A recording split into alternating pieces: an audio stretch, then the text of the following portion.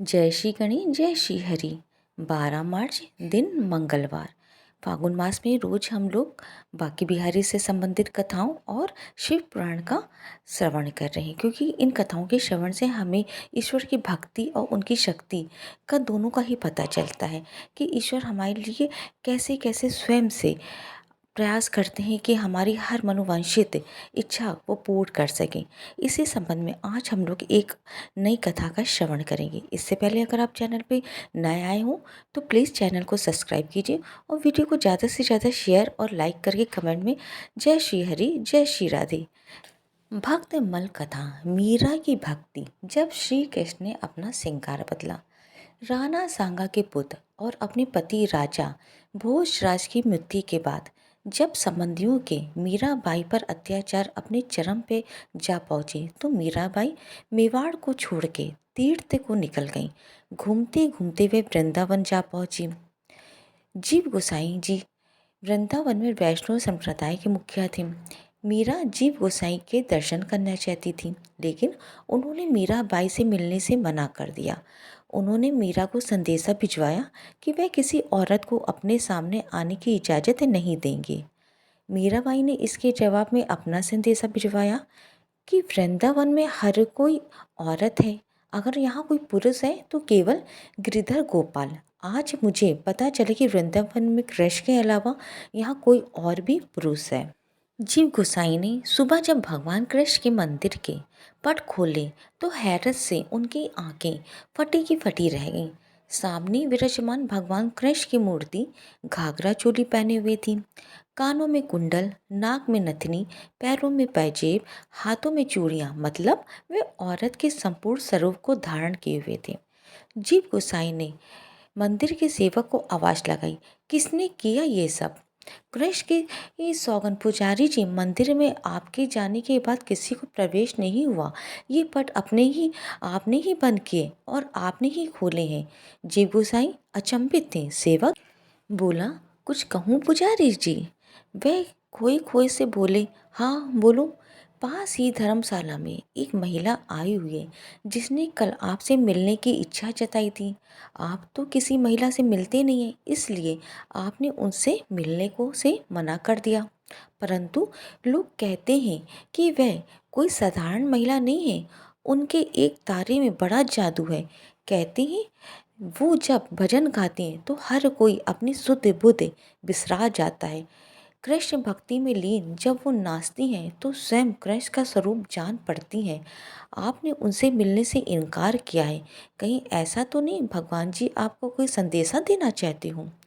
जीव गोसाई तुरंत समझ गए कि उनसे बहुत बड़ी भूल हो गई। मीराबाई को साधारण महिला नहीं अपितु कोई परम कृष्ण भक्त है। वह सेवक से बोले, भक्त मुझे तुरंत उनसे मिलना है, चलो कहाँ ठहरी हैं वह? वो मैं स्वयं उनके पास जाऊंगा। जीव गोसाई जी मीरा जी के सामने नक्त मस्तक हो गए और भरे कंठ से बोले, मुझ अज्ञानी को आज आपने भक्ति का सही स्वरूप दिखाया। हे देवी, इसके लिए मैं आपका सदा आभारी रहूँगा। आइए चलकर स्वयं अपनी भक्ति की शक्ति देखिए। मीराबाई केवल मुस्कुराई। वह कृष्ण कृष्ण करती हुई उनके पीछे हो चली। मंदिर पहुंच गए। जीव गोसाई एक बार फिर अचंभित हुए। कृष्ण भगवान वापस अपने स्वरूप में लौट आए थे, पर एक अचंबा और भी था। उन्हें कभी कृष्ण की मूर्ति में मीराबाई दिखाई पड़ती तो कभी मीराबाई में कृष्ण। जय श्री राधे जय श्री कृष्णा। ठाकुर जी की जय हो। अगर आपको कथा पसंद आई हो, मीराबाई की सच्ची घटना पसंद आई हो तो कमेंट में जय श्री राधे। चैनल को सब्सक्राइब कीजिए और वीडियो को ज़्यादा से ज़्यादा शेयर करके लाइक और कमेंट कीजिए। जय श्री राधे जय श्री हरि। शिव महापुराण अध्याय 24। देवताओं का भगवान शिव से पार्वती के साथ विवाह करने का अनुरोध है। भगवान का विवाह के दोष बताकर अस्वीकार करना तथा उनकी पुनः प्रार्थना करने पे स्वीकार कर लेना। ब्रह्मा जी कहते हैं, हे नारद, देवताओं ने वहां पहुंचकर भगवान रुद्र को प्रणाम करके उनकी स्तुति की। तब नंदीश्वर ने भगवान शिव से उनकी दीन बंधुता एवं भक्त वत्सलता की प्रशंसा करते हुए कहा, प्रभु, देवता और मुनि संकट में पड़कर आपकी शरण में आए हैं। सर्वेश्वर, आप उनका उद्धार करें।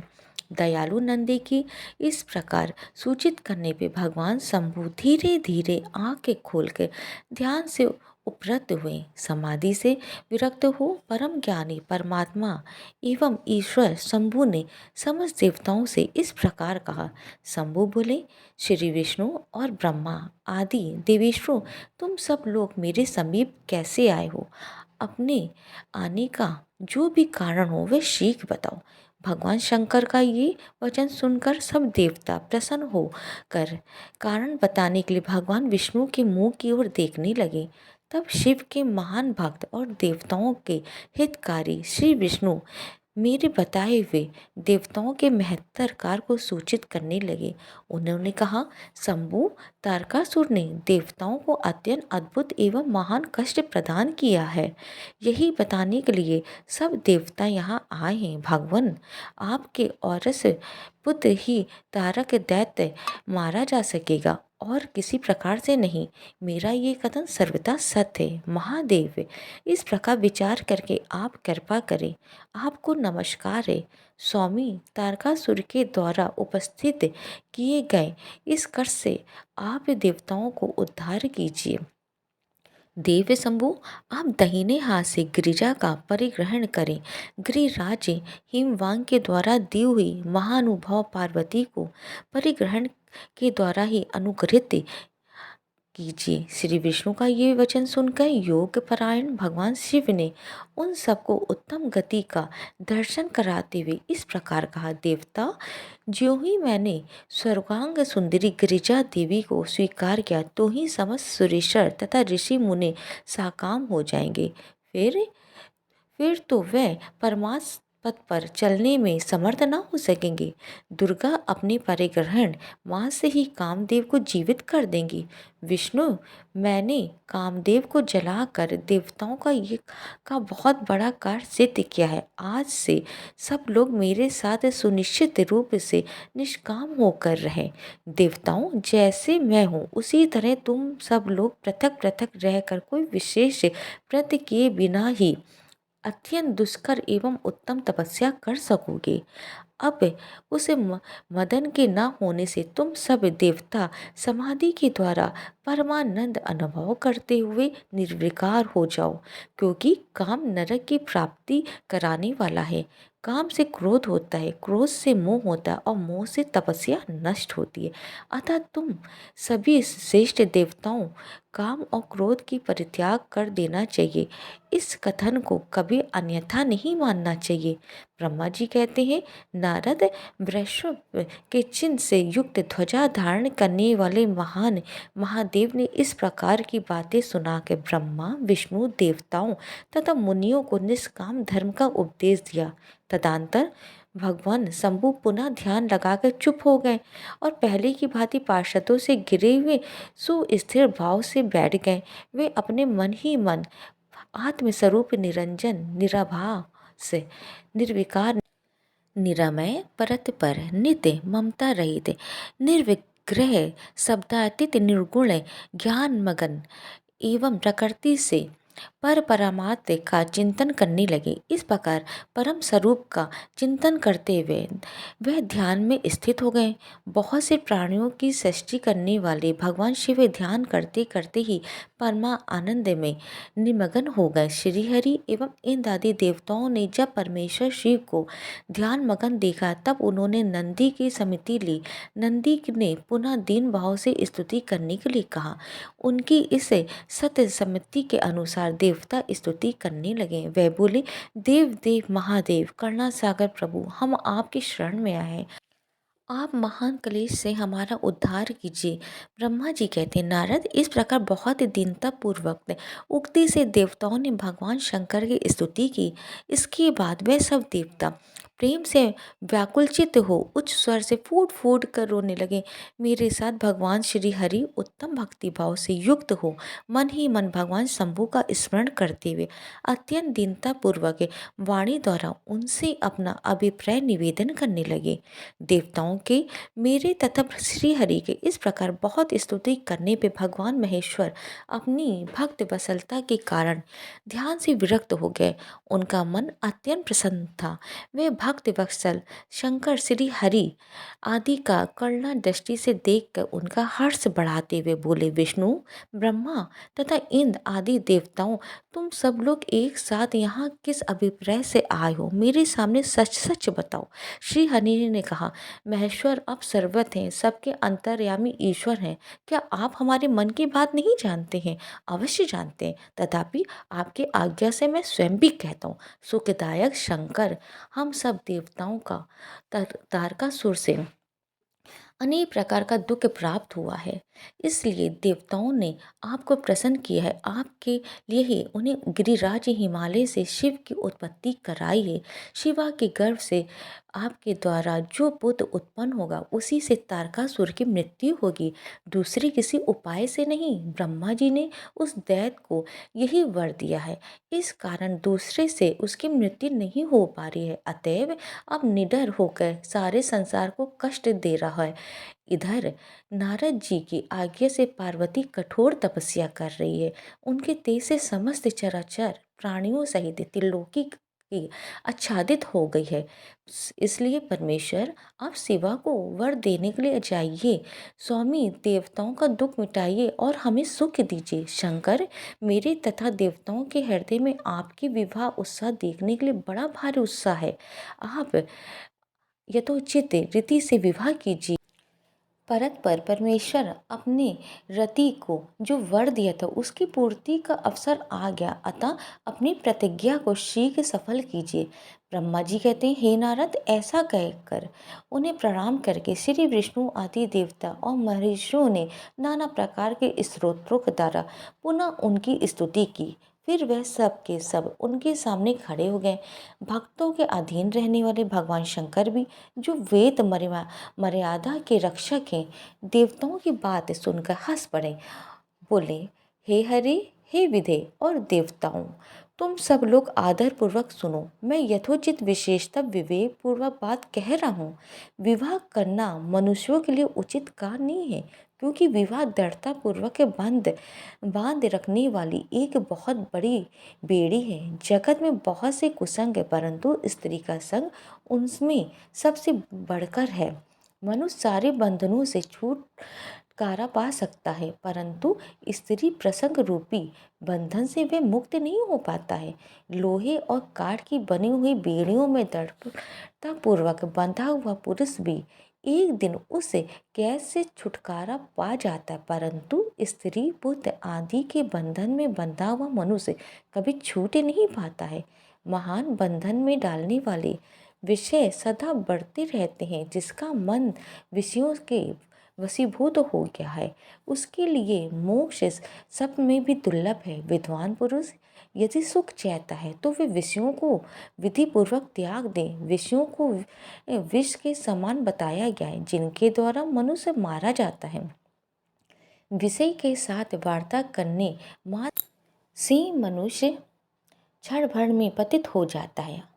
आचार्यों ने विषय को मिश्री मिलाई हुई वार्णी मदिरा कहा है। यद्यपि मैं इस बात को जानता हूँ और यद्यपि विषयों के इन सारे दोषों का मुझे विशेष ज्ञान है, तथापि मैं तुम्हारी प्रार्थना को सफल करूँगा, क्योंकि मैं भक्तों के अधीन रहता हूँ और भक्त वात्सलता वश उचित अनुचित सारे कार्य करता हूँ। इसलिए तीनों लोकों में आयुधोचित कर्ता के रूप में मेरी प्रसिद्धि है। भक्तों के लिए मैंने अनेक बार बहुत से प्रयत्न करके कष्ट सहन किए हैं। गृहपति होके विषय नर मुनि का दुख दूर किया है। हरे विधे, अब अधिक कहने की क्या आवश्यकता है। मेरी जो प्रतिज्ञा है उसे तुम सब लोग अच्छी तरह जानते हो। मैं ये सत्य कहता हूँ कि जब जब भक्तों पर कहीं विपत्ति आती है, तब तब मैं तत्काल उनके सारे कष्ट हर लेता हूँ। तारकासुर से तुम सब लोगों को जो दुख प्राप्त हुआ है उसे मैं जानता हूँ और उसका हरण करूँगा, ये भी सच सच बता रहा हूँ। यद्यपि मेरे मन में विवाह करने की कोई रुचि नहीं है, तथापि मैं पुत्रों उत्पादन के लिए गिरिजा के साथ विवाह करूँगा। तुम सब देवता अब निर्भय होकर अपने अपने घर जाओ, मैं तुम्हारा कार्य सिद्ध करूँगा। इस विषय में अब कोई विचार नहीं करना चाहिए। ब्रह्मा जी कहते हैं, हे नारद, ऐसा कहकर भगवान शंकर मौन हो समाधि में स्थित हो गए और विष्णु आदि सभी देवता अपने अपने धाम को चले गए। हर हर महादेव। आपको शिव पुराण की कथा पसंद आई हो, क्योंकि शिव पुराण की कथा सुनने और पढ़ने मात्र से संपूर्ण फल की प्राप्ति होती है। आपने अगर इससे पहले के अध्यायों का श्रवण ना किया हो तो मेरे चैनल पे इसकी प्लेलिस्ट बनी है, आप वहाँ पे जाके कथाओं का श्रवण कर सकते हैं। और कमेंट में हर हर महादेव कीजिए, वीडियो को लाइक करके शेयर करके चैनल को सब्सक्राइब कीजिए। हर हर महादेव। नारायण कवच का पाठ करने से श्री हरि की कृपा दृष्टि सदैव हमारे ऊपर बनी रहती है। अगर हमारे मन में कोई संकल्प है तो उस संकल्प को हमको अपने मन में कर लेना चाहिए और श्री हरि से प्रार्थना करनी चाहिए कि हे ईश्वर, आप मेरी सभी मनोकामना को पूर्ण करें, क्योंकि कवच धारण करने से हमारी सारी व्याधा दूर होती है। इस प्रकार आज इसका हम लोग श्रवण करेंगे श्री हरि का ध्यान करके। राजा परीक्षित ने पूछा, भगवान, देवराज इंद्र ने जिससे सुरक्षित होकर शत्रुओं की चतुर्णी सेना को खेल खेल में अनायास ही जीत कर त्रिलोकी की राज लक्ष्मी का उपभोग किया, आप उस नारायण कवच को सुनाइए और ये भी बताइए कि उन्होंने उससे सुरक्षित होकर रणभूमि में किस प्रकार आक्रमणकारी शत्रुओं पर विजय प्राप्त की।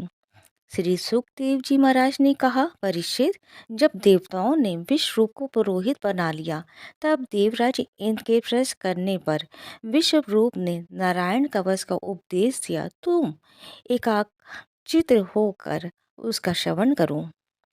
विश्वरूप ने कहा, देवराज इंद्र, भय का अवसर उपस्थित होने पर नारायण कवच धारण करके अपने शरीर की रक्षा करनी चाहिए।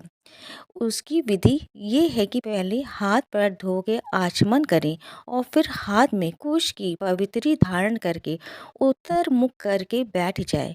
इसके बाद कवच धारण पर्यंत और कुछ न बोलने पर निश्चय करके पवित्रता से ओम नमो नारायण और ओम नमो भगवते वासुदेव इन मंत्रों के द्वारा हृदय आदि अन्यास तथा अंगुष्ठ आदि कर न्यास करें। पहले ओम नमो नारायण इस अष्टाक्षर मन के ओम आदि 8 अक्षरों का क्रमशः पैरों, घुटनों, जांघों, पेट, हृदय, ब्रज स्थल, मुख और सिर में न्यास करें, अथवा पूर्वोक्त मन के यकार से लेकर ओमकार तक 8 अक्षरों का सिर से आरंभ कर उन्हीं 8 अंगों में विपरीत क्रम से न्यास करें।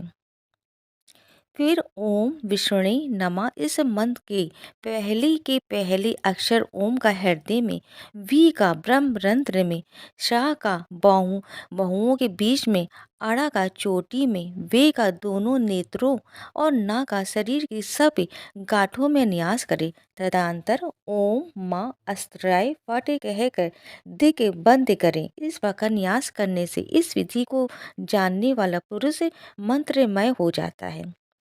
इसके बाद समग्र ऐश्वर्य, धर्म, यश, लक्ष्मी, ज्ञान और वैराग से परिपूर्ण इष्ट देव भगवान का ध्यान करे और अपने को भी तत् रूप ही चिंतन करे। तत्पश्चात विद्या, तेज और तप स्वरूप इस कवच का पाठ भगवान श्री हरि गणु जी के पीठ पर अपने चरण कमल रखे हुए अणिमा आदि 8 सिद्धियां उनकी सेवा कर रही हैं।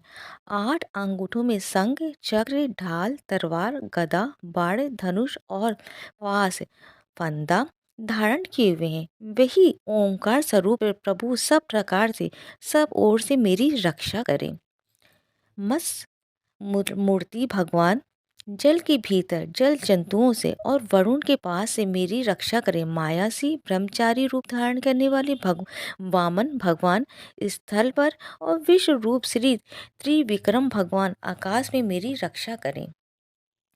जिनकी घोर अट्टहास करने पर सब दिशाएं गूंज उठी थी और गर्भवती दैत्य पत्नियों के गर्भ गिर गए थे। वे दैत्य युद्ध पतियों के शत्रु भगवान नरसिंह किले, जंगल, रणभूमि आदि विकट स्थानों में मेरी रक्षा करें। अपनी दाढ़ों पे पृथ्वी को उठा लेने वाले यज्ञ मूर्ति वराह भगवान मार्ग में परशुराम जी पर्वतों के शिखरों और लक्ष्मण जी के सहित भरत के बड़े भाई भगवान रामचंद्र प्रवास के समय मेरी रक्षा करें। भगवान नारायण मरण मोहन आदि भयंकर अभिचारों और सब प्रकार के प्रमादों से मेरी रक्षा करें। ऋषि श्रेष्ठ नर गर्भ से योगेश्वर भगवान दत्तात्रेय योग के विघ्नों से और त्रिगुणाधिपति भगवान कपिल कर्म बंधन से मेरी रक्षा करें। परम ऋषि सनत कुमार कामदेव से है ग्रीव भगवान मार्ग में चलते समय देव मूर्तियों को नमस्कार आदि ना करने के अपराध से, देव ऋषि नारद सेवा अपराधों से और भगवान कश्यप सब प्रकार के नरकों से मेरी रक्षा करें। भगवान धन्वंतरी कुपथ से, जितेंद्र भगवान ऋषभ देवेशु के दुख आदि भयदायक द्वंद्वों से, यज्ञ भगवान लोकापात से, बलराम जी मनुष्यकृत कष्टों से और श्री शेष जी क्रोध वश नामक सर्पों के गणों से मेरी रक्षा करें। भगवान श्री कृष्ण देवपायन व्यास जी अज्ञान से तथा बुद्ध देव पाखंडियों से और प्रमाद से मेरी रक्षा करें। धर्म रक्षा करने वाले महान अवतार धारण करने वाले भगवान कालिक पाप बहुल कालिकाल के दोषों से मेरी रक्षा करें। प्रातःकाल भगवान केशव अपनी गदा लेकर, कुछ दिन चढ़ जाने पे भगवान गोविंद अपनी बांसुरी लेके, दोपहर की पहली भगवान नारायण अपनी तीक्ष्ण शक्ति लेकर और दोपहर को भगवान विष्णु चक्र राजे सुदर्शन लेके मेरी रक्षा करें। तीसरे पहर में भगवान मधुसूदन अपना प्रचंड धनुष लेके मेरी रक्षा करें। सायंकाल में ब्रह्मा आदि त्रिमूर्तिधारी माधव सूर्यास्त की बात ऋषिकेश अर्धरात्रि के पूर्व तथा अर्धरात्रि के समय अकेले भगवान पद्मनाभ मेरी रक्षा करें। रात्रि के पिछले प्रहर में श्री वासलाचन श्री हरि उषा काल में खड़गधारी भगवान जनार्दन सूर्योदय से पूर्व श्री दामोदर और संपूर्ण संध्याओं में काल मूर्ति भगवान विश्वेश्वर मेरी रक्षा करें। सुदर्शन आपका आकार चक्र रथ के पहिए की तरह है। आपके किनारे का भाग प्रलय कालीन अग्नि के समान अत्यंत तीव्र है। आप भगवान की प्रेरणा से सब ओर घूमते रहते हैं। जैसे आग वायु की सहायता से सूखी घास फूस को जला डालती है, वैसे ही आप हमारी शत्रु सेना को शीघ्र से शीघ्र जला दीजिए। कौमुद की गदा आपसे छूटने वाली चिंगारियों का स्पर्श वृष के समान असह्य है। आप भगवान अजीत की प्रिया हैं और मैं उनका सेवक हूँ, इसलिए आप कुष्मांड विनायक यक्ष राक्षस भूत और प्रेत आदि ग्रहों को भी अभी कुचल डालिए तथा मेरे शत्रुओं को चूर चूर कर दीजिए।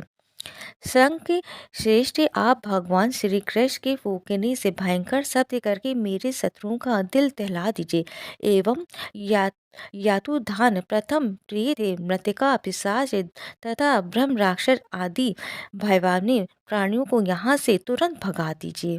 भगवान की श्रेष्ठ तलवार आपकी धार बहुत तीक्ष्ण है।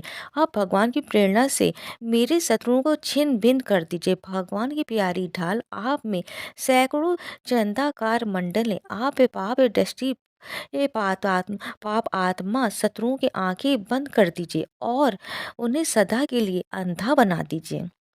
सूर्य आदि ग्रह धूमकेतु छल तारे आदि केतु दुष्ट मनुष्य सर्प आदि रेंगने वाले जंतु दाढ़ों वाले हिंसक पशु भूत प्रेत आदि तथा पापी प्राणियों से हमें जो जो भय हो और जो हमारे मंगल के विरोधी हो, वह सभी भगवान के नाम रूप तथा आयुधों का कीर्तन करने से तत्काल नष्ट हो जाए।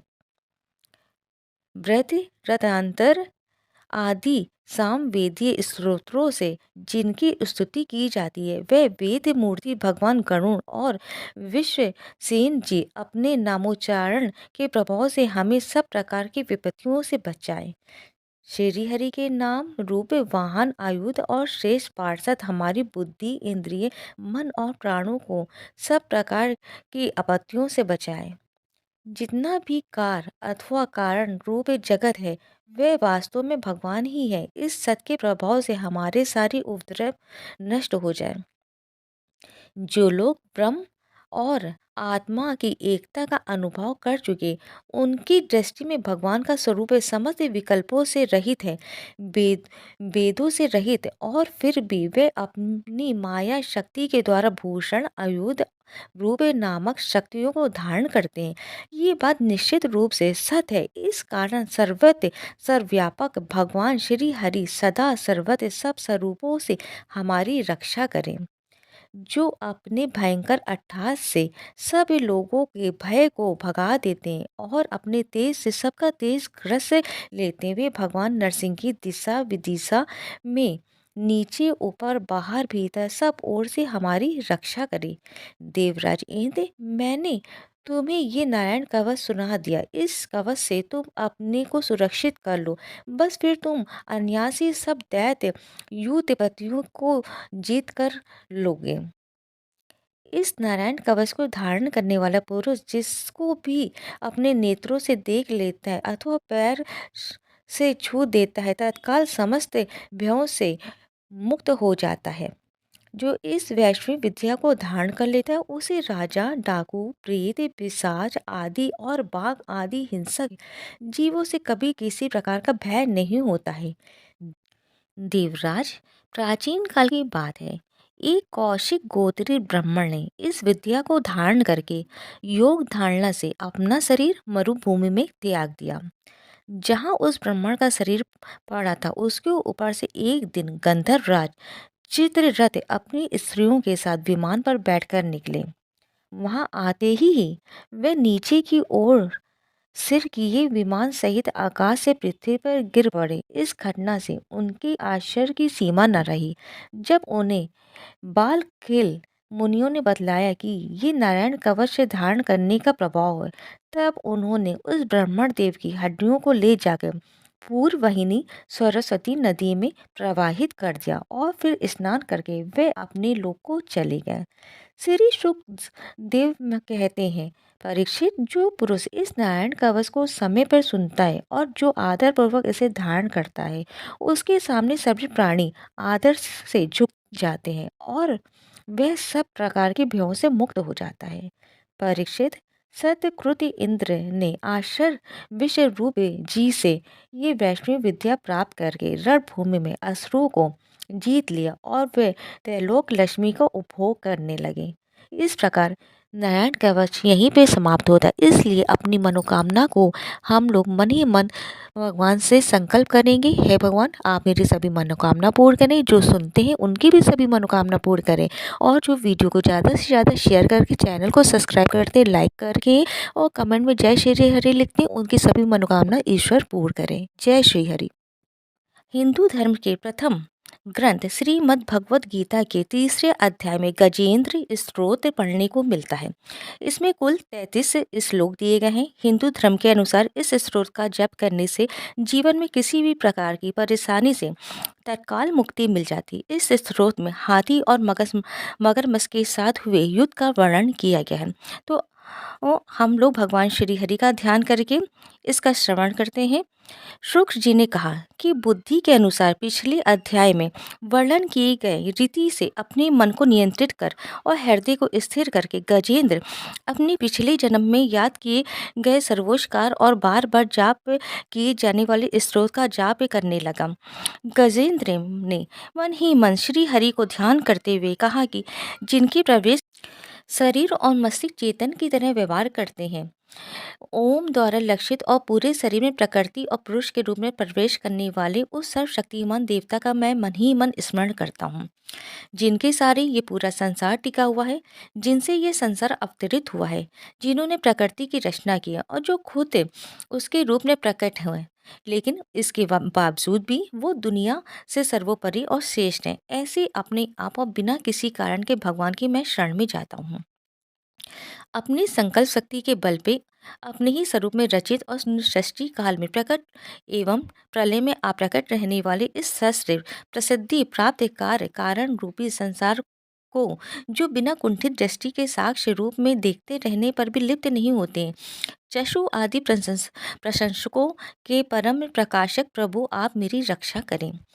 बीतते गए समय के साथ ये तीनों लोगों को और ब्रह्मा आदि लोक के पालों के पंचभूत में प्रवेश कर जाने पर और पंचभूतों से लेके महापुरुष सभी कारणों में उनकी परम करुणा स्वरूप प्रकृति में मगन हो जाने पर उस समय दुर्येर और घोर अंधकार रूपेण प्रकृति के बच रही थी। उस अंधकार से परे अपने परम धाम में जो सर्वव्यापी भगवान सभी दिशाओं में प्रकाशित होते रहते हैं, वो भगवान मेरी रक्षा करें। विभिन्न नाटकों रूपों में अभिनय करने वाले और उस अभिनेता के वास्तविक स्वरूप को जिस प्रकार से साधारण लोग भी नहीं पहचान पाते, उसी तरह से सत्य प्रधान देवता और महर्षि भी जिनके स्वरूप को नहीं जान पाते, ऐसे में कोई साधारण प्राणी उनका वर्णन कैसे कर सकता है। ऐसे दुर्गम चरित्र वाले भगवान मेरी रक्षा करें। अनेकों शक्ति से मुक्त सभी प्राणियों की आत्म बुद्धि प्रदान करने वाले सबके बिना कारण हित अतिशय और साधु स्वभाव ऋषि मुनि जन जिनके परम स्वरूप को देखने की इच्छा के साथ वन में रहकर अखंड ब्रह्मचर्य तमाम अलौकिक व्रतों को नियमों को के अनुसार पालन करते, ऐसे प्रभु मेरी गति है। वह जिनका हमारी तरह ना तो जन्म होता है और ना जिनका अहंकार में कोई भी काम नहीं होता है, जिनके निर्गुण रूप का ना कोई नाम है और ना कोई रूप है, इसके बावजूद भी वह समय के साथ इस संसार की सृष्टि और प्रलय के लिए अपनी इच्छा से अपने जन्म को स्वीकार करते हैं। उस अनंत शक्ति वाले परम ब्रह्मा परमेश्वर को मेरा नमस्कार है। प्रकृत आकार रहित और अनेक रूप वाले अद्भुत भगवान को मेरा नमस्कार है। स्वयं प्रकाशित सभी शाख से परमेश्वर को मेरा सत सत नमन है। वैसी देव जो नम्य वाणी चित्तवृत्तियों से परे हैं, उन्हें मेरा बारंबार नमस्कार है। विवेक से परिपूर्ण पुरुष के द्वारा सभी सतो गुणों से परिपूर्ण निवृत्ति धर्म के आचरण से मिलने वाले योग मोक्ष सुख की अनुभूति रूपी भगवान को नमस्कार है। सभी गुणों के स्वीकार शांत रजोगुण और स्वीकार करके अत्यंत तमोगुण को अपना कर मूढ़ से जाने वाले बिना भेद और हमेशा सद्भाव से ज्ञान धनी प्रभु को मेरा नमस्कार है। शरीर के इंद्रिय के समुदाय रूप सभी पिंडिकों के ज्ञाता सबों के स्वामी और साक्षी स्वरूप देव आपको नमस्कार है। सबों के अंतर्यामी प्रकृति के परम कारण लेकिन स्वयं बिना कारण भगवान को मेरा सत सत नमस्कार है।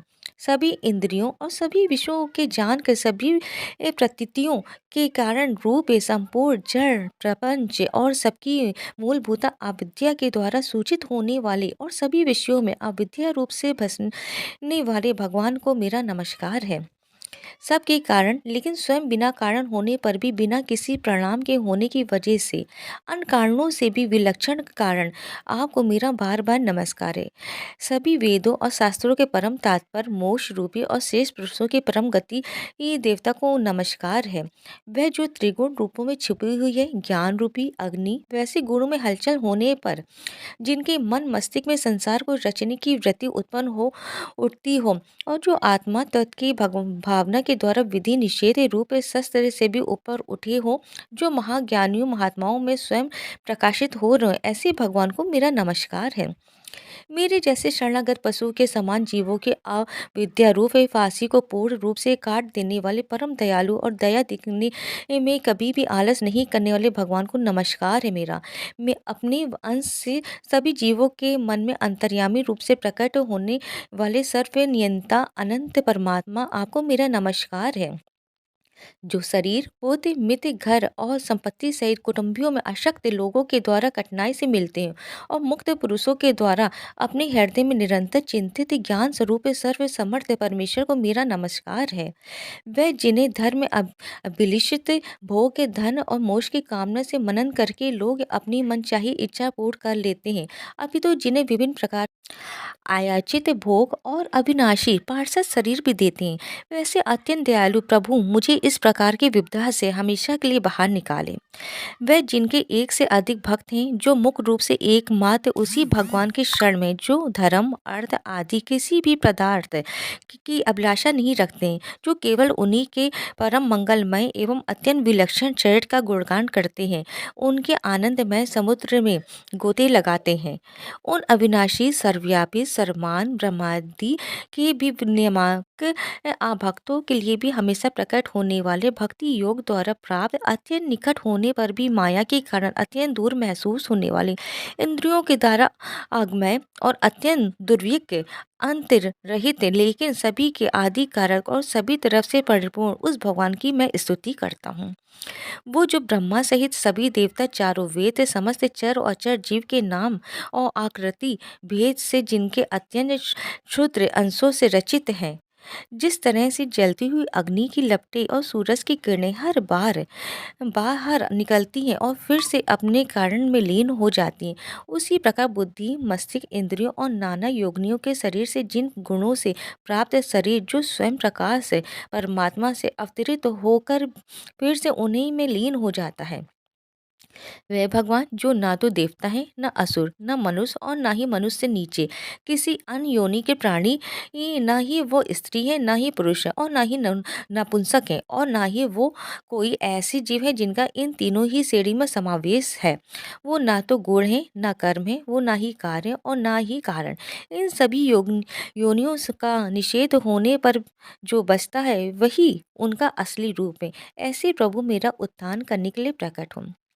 अब मैं मगरमच्छ के चंगुल से आज़ाद होने के बाद जीवित नहीं रहना चाहता हूँ। इसकी वजह ये है कि मैं सभी तरफ से अज्ञानता से ढके इस हाथी के शरीर का क्या करूँ। मैं आत्मा के प्रकाश से ढक देने वाले अज्ञानता से युक्त इस हाथी के शरीर से मुक्त होकर होना चाहता हूँ, जिसका काल क्रम से अपने नाश नहीं होता है बल्कि ईश्वर की दया और ज्ञान से उदय हो पाता है। इस प्रकार से मोक्ष के लिए ललाहित संसार के रचयिता स्वयं संसार रूप में प्रकट है, लेकिन संसार से परे संसार में एक खिलौने की भांति खेलने वाले संसार में आत्म रूप से व्याप्त अजन्मा सर्वव्यापी एवं प्रत्यय वस्तुओं में सर्वश्रेष्ठ श्री हरि का केवल स्मरण करता हूँ और उनके शरण में जाता हूँ। वह जिन्होंने भगवत शक्ति रूपी योग के द्वारा कर्मों को जला डाला है, जिन्हें समस्त योगी ऋषि अपने योग के द्वारा अपने शुद्ध हृदय में प्रकट देखते हैं, उन योगेश्वर भगवान को मेरा नमस्कार है। वह जिनके गुणे शक्तियों का राग रूप विवेक और आशाएं हैं, जो सभी इंद्रियों के विषय रूप में मौजूद हैं, वे जिनकी इंद्रियां समस्त विषयों में ही बसी रहती हैं, ऐसे लोगों को जिनको मार्ग मिलना भी संभव नहीं है, वैसी शरणागत एवं अपार शक्तिशाली वाले भगवान आपको बारंबार नमस्कार है। वे जिनकी अविद्या नाम की शक्ति के कार रूप से ढके हुए, जिनके रूप को जीव समझ नहीं पाते, ऐसे अपार महिमा वाले भगवान की मैं शरण लेता हूँ। श्री शुक्रदेव जी कहते हैं कि वे जिसने पूर्ण प्रकार से भगवान के भेद रहित सभी निराकार रूप का वर्णन किया था, उस गजराज के करीब जब ब्रह्मा जी साथ में अन्य कोई देवता नहीं आए जो अपने विभिन्न प्रकार के विशेष विग्रहों को ही अपना रूप मानते, ऐसे में साक्षात विष्णु जी जो सभी के आत्मा होने के कारण सभी देवताओं के रूप हैं, तब वहाँ प्रकट हुए। गजराज को इस प्रकार से दुखी देख के और उसके पढ़े गए स्तुति को सुन के चक्रधारी प्रभु इच्छानुसार वेग वाले गरुड़ की पीठ पर सवार होकर सभी देवताओं के साथ उस स्थान पर पहुंचे जहां पर वह गज था। सरोवर के अंदर महाबलशाली मगरमच्छ द्वारा जकड़े जकड़े और दुखी उस हाथी ने आसमान में गरुड़ की पीठ पर बैठे और हाथों में चक्र लिए भगवान विष्णु को आते हुए जब देखा, तो वे अपनी सूंड में पहले से ही उनकी पूजा के लिए रखे कमल के फूल को श्री हरि पर बरसाते हुए कहने लगे, सर्व पूज्य भगवान श्री हरि आपको मेरा प्रणाम है। सर्व पूज्य भगवान श्री हरि आपको मेरा नमस्कार है। लाचार हाथी को देखकर श्री हरि विष्णु गरुड़ से नीचे उतर कर सरोवर में उतर आए और बेहद दुखी होकर ग्रह सहित उस गज को तुरंत ही सरोवर से बाहर निकाल आए और देखते ही देखते अपने चक्र से मगरमच्छ के गर्दन को काट दी और हाथी को उस पीड़ा से बाहर निकाल लिया।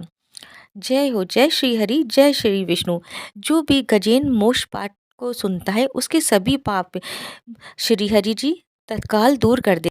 इस जाप को करने से व्यक्ति बड़े से बड़े कर्जों से मुक्त हो जाता है। अगर आपको कथा पसंद आए, वीडियो पसंद आए, तो वीडियो को ज़्यादा से ज़्यादा शेयर कीजिएगा। चैनल को सब्सक्राइब करके, लाइक करके जय श्री हरि लिखिएगा। जय श्री राधे, जय श्री कृष्णा।